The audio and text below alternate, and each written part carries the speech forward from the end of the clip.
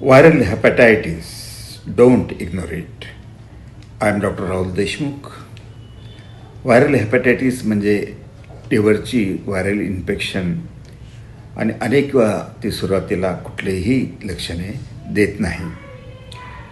Hepatitis ए आणि hepatitis E प्रामुख्याने कॉन्टॅमिनेटेड food आणि वॉटरमुळे होतात, पाण्यामुळे आणि काही खाण्यामध्ये ते असतील तर त्यामुळे होतात. हेपॅटायटिस बी आणि सी मात्र इन्फेक्टेड ब्लड आणि बॉडी फ्लुइड्समुळे पसरतात.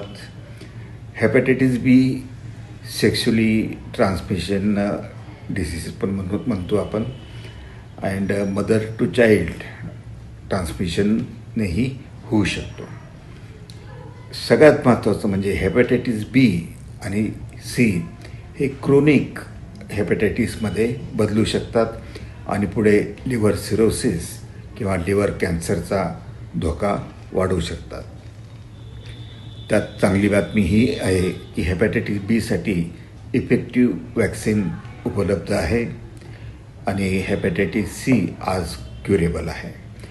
काही औषधाने क्युरेबल होतात. त्याच्यामुळे जॉन्डिस म्हणजे पिवळेपणा डोळ्याचा, युरिनमध्ये पिवळेपणा, डार्क युरिन, एकदम फटीक होणं आणि काही रिस्क फॅक्टर असतील तर हेपॅटायटिस टेस्टिंगबद्दल डॉक्टरांचा सल्ला घ्या. लिव्हरला सिम्पटम्स येण्याची वाट पाहू नका. टेस्ट करा, प्रिव्हेंट करा, वेळेवर ट्रीटमेंट घ्या. Thank you very much. I am doctor Rahul Deshmukh, life care hospital, Malegaon.